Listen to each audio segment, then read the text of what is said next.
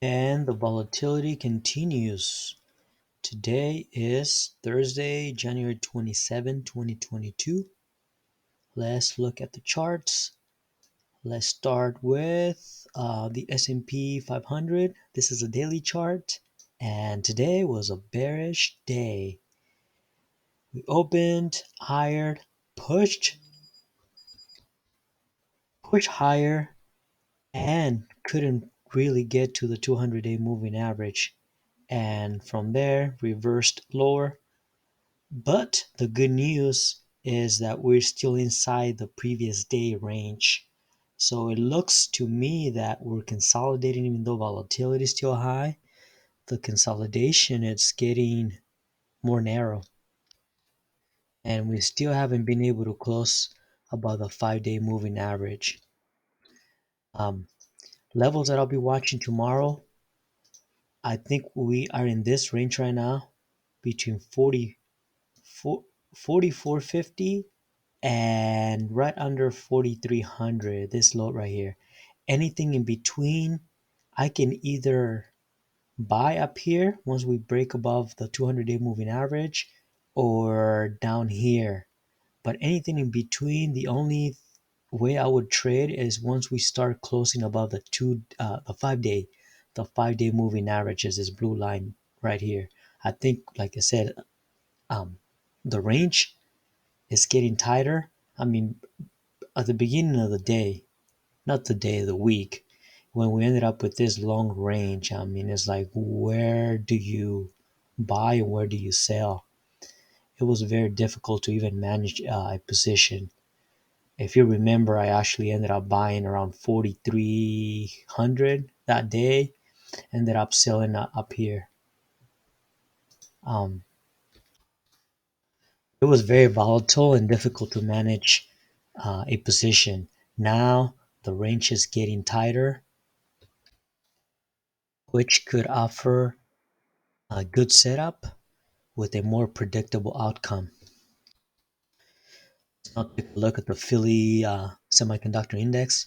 This one, as I mentioned yesterday, it looked very interesting and bullish because it closed right below the 200-day moving average, and up there was the 5-day moving average. And it could have just quickly gap up and stay above this level, above these moving averages, and that would have been a very bullish sign. But that didn't happen. Opened around the 200-day moving average and quickly sold off, and it was a very big sell-off with lots of momentum. And we closed near the lows of the day, and on top of that, we actually dipped below this low from Monday. So the action is very bearish, but if it can quickly stay above this level here, I think it still has a good chance of moving above the 200-day moving average. But look at the range today. I mean, that can happen, even tomorrow. Gap up a little bit higher and push above that 200-day moving average. Even though today's price action looks very bearish, like I said, it can quickly reverse that candle tomorrow. I would not be interested in selling short below this line. I don't really see any consolidation. I think it can quickly push above. If it dips below this level, it can quickly push higher. And I think it can have more momentum to the upside versus a downside.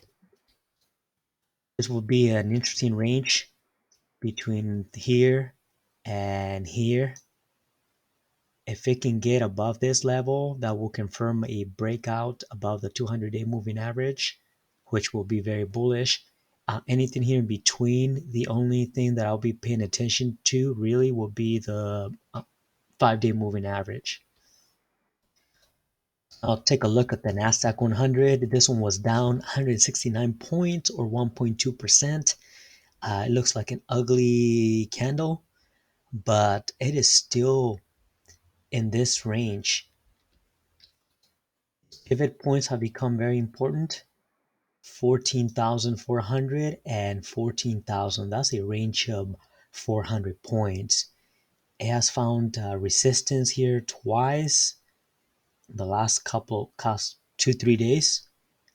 Same down here, the 14,000. So I would, this range, once it breaks above this range, either to the upside or to the downside, I will be interested in trading. Anything here in between, the only thing that I will be paying attention to will be how it trades around the 5 day moving average. But of course, I want to see some trading, sustainable trading above the 5 day moving average. One setup that I would like to see will be a little more consolidation down here, and then let this 5 day moving average come lower and then push higher above that 5 day moving average. That would be a very nice setup to go long with a very defined stop below 14,000. That's the setup that I would like to see. Hopefully it happens, but just because I said it, it probably won't happen. Now take a look at the Dow Jones Industrial Average. This one, relatively speaking, looks better than the other indices. This one closed just below the 5 day moving average, has been trading up and down. That 5 day moving average up here, definitely a level of resistance. I'll coincide with the 10 day moving average, which is around 34,750. Down here, I think this will be a nice trading range also between here and here. I think if it breaks above that level, it can easily push above the 200 day moving average.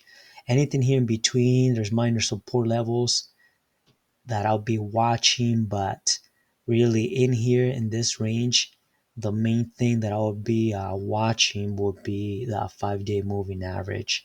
I think that 5 day moving average can push prices lower. Once it pushes above that, it can easily start riding above that one, about that 5 day moving average, and we'll have a good chance of breaking about this level up here. But that will not happen until we start seeing some good price and constructive price action about the 5 day moving average. And finally, let's take a look at small caps. Russell 2000 IWM ETF. This one looks very ugly, the chart.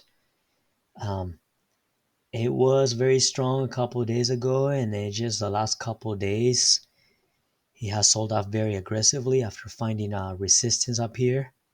The good news, or the bad news still, that it actually dipped below Monday's low, but I am not too concerned about it because it's still above 190. Once it breaks below 190 with big momentum, say 188, reaches 188, I think it's going lower. But up here, it can quickly, even if it gaps down just below, it can quickly recover and start trading about 191. And the new range for me is be 190 and 203. I think those levels, once it breaks above that level, that'll be very bullish. Trading anything here in between, the only way I would trade IWM would be if it pushes above the 5 day moving average. I know I keep saying the 5 day moving average, but for me, I use a 5 day moving average as a guide, and a lot of my trades are based around the 5 day moving average. Yes, it's declining very sharply, but like I said, it can quickly flatten and start ascending, and that can happen in the next session or two. For tomorrow, I'll be watching this level very closely because it's so close to it. If it dips below it, I will be watching the other indices like the NASDAQ 100 and the S&P 500 and see if they break their range. If I see this one breaking below this range and the other one's breaking their range for the last 3 days, then that will be very bearish for the market, and I will stay out of the market. I will not be shorting. I'm looking for a long setup. But we'll see what happens tomorrow. Good luck trading tomorrow. And thanks for stopping by.